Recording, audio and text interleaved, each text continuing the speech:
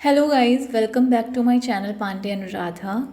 और आज हम लोगों का डायरेक्ट और इनडायरेक्ट नरेशन का सेकंड वीडियो है। इसके पहले मैं इसका फर्स्ट वीडियो अपलोड कर चुकी हूँ। गाइस, अगर आप लोगों ने वो वीडियो अभी तक नहीं देखा है तो डिस्क्रिप्शन में लिंक मिलेगी, आप लोग पहले उस लिंक से जाकर उस वीडियो को देख लीजिए।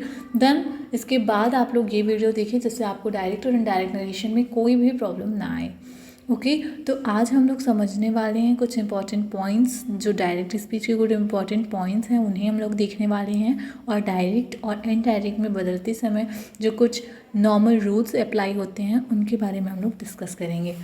ठीक है, तो चलो स्टार्ट करते हैं important points of direct speech से। ठीक है, इसके पहले हम लोगों ने पढ़ा था कि रिपोर्टेड वर्ब क्या होती है, रिपोर्टेड स्पीच क्या होती है, डायरेक्ट स्पीच क्या होती है और इनडायरेक्ट स्पीच क्या होती है।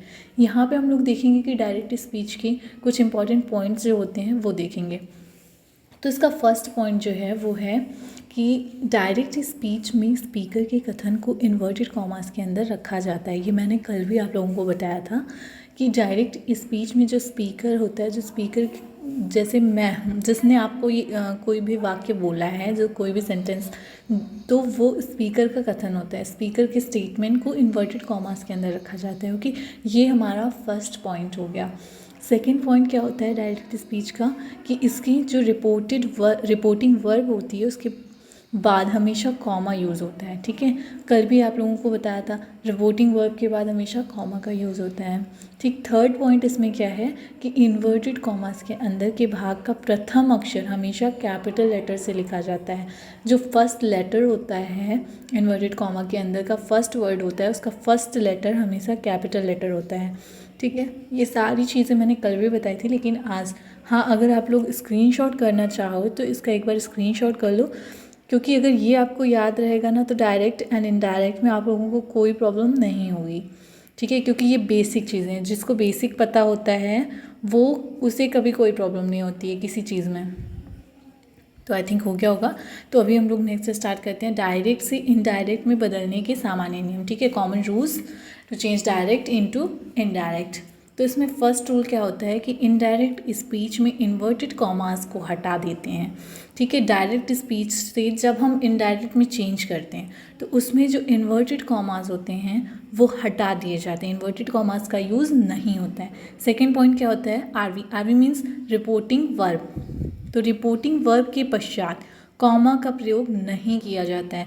इसके अपोजिट क्या था कि डायरेक्ट स्पीच में कॉमा का यूज़ होता था रिपोर्टिंग वर्ब के बाद, लेकिन यहाँ पे रिपोर्टिंग वर्ब के बाद इनडायरेक्ट में चेंज करते वक्त नहीं होगा, कॉमा को जो है हटा दिया जाएगा। थर्ड पॉइंट क्या है कि रिपोर्टिंग वर्ब का टेंस कभी बदलता नहीं है।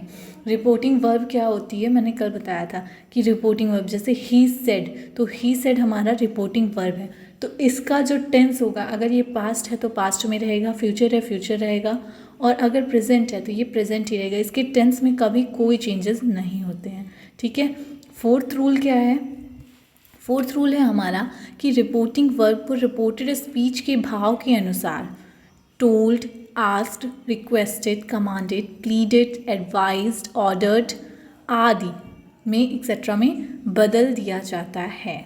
ठीक है, सेड होगा, से होगा, है ना, सेड, से, ऐसे एक्सेट्रा वर्ड्स होंगे, तो उनको हम लोग जब इनडायरेक्ट स्पीच में चेंज करेंगे डायरेक्ट से, तो वहाँ पे उसके भाव के अनुसार, ठीक है, एक्सप्रेशंस के अनुसार हम लोग उसको told, asked, requested, commanded, pleaded, advised, ordered, जिस तरह से उसका भाव, कहने का मतलब जैसे समझ में आएगा हम लोगों को उस तरह से। अगर समझ में आएगा कि वो रिक्वेस्ट कर रहा है, पूछा जा रहा है, तो आस्क्ड, रिक्वेस्ट के लिए रिक्वेस्टेड, है ना, तो इस तरीके से उसको बदल दिया जाता है इनडायरेक्ट स्पीच में।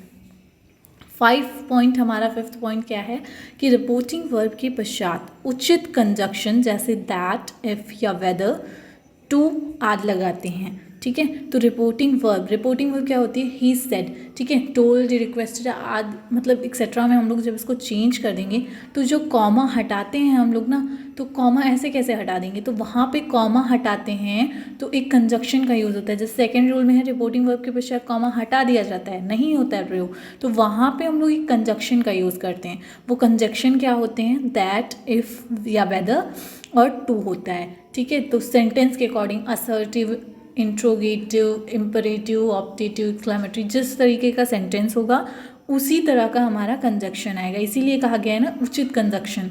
ठीक है, तो ये हो गया। सिक्स्थ रूल हमारा क्या है कि आई तथा प्रॉपर नाउन को छोड़कर रिपोर्टेड स्पीच का पहला अक्षर स्मॉल लेटर में लिखा जाता है। अभी आप लोगों को कन्फ्यूज़न होगी कि अभी तक तो बोला जा रहा था कि रिपोर्टेड स्पीच का फर्स्ट लेटर हमेशा कैपिटल होता है, लेकिन नहीं, वो डायरेक्ट स्पीच की बात हो रही थी, ये इनडायरेक्ट स्पीच है। यहाँ पे रिपोर्टेड स्पीच का जो फर्स्ट लेटर होगा, अगर वो आई है तब कैपिटल होगा, प्रॉपर नाउन है तब कैपिटल होगा, अदरवाइज स्मॉल लेटर में हमेशा लिखा जाएगा। किसमें? इनडायरेक्ट स्पीच में, not in direct speech. Okay, so guys please learn these points all. एक लास्ट पॉइंट बचा है जिसमें है हमारा कि काल टेंसेस, सर्वनाम, प्रोनाउन तथा नियरनेस ऑफ टाइम और पोजीशन, ठीक है, सूचक शब्दों में परिवर्तन आता है। जैसे जो टाइम को डिनोट करते हैं, प्रोनाउन, और पोजीशन और टाइम की नियरनेस को डिनोट करते हैं, उनमें हमेशा चेंजेस आते हैं। ठीक है, उन वर्ड्स में हमेशा चेंजेस आएंगे। तो ये 7 रूल्स डायरेक्ट को इनडायरेक्ट में चेंज करने के थे, और कुछ पॉइंट्स थे डायरेक्ट स्पीच के 3 पॉइंट्स थे। तो ये सारे आई थिंक आप लोगों को क्लियर हो गए होंगे, और इन सब को याद रखिएगा क्योंकि मेरी नेक्स्ट वीडियो है उसमें हम लोग डिस्कस करेंगे असर्टिव सेंटेंस को जब डायरेक्ट से इनडायरेक्ट में चेंज करेंगे तो क्या रूल्स अप्लाई होंगे और कैसे चेंजेस होंगे। So please watch videos on Pandey Anuradha channel, keep sharing, start liking this videos and subscribe my channel please. Thank you.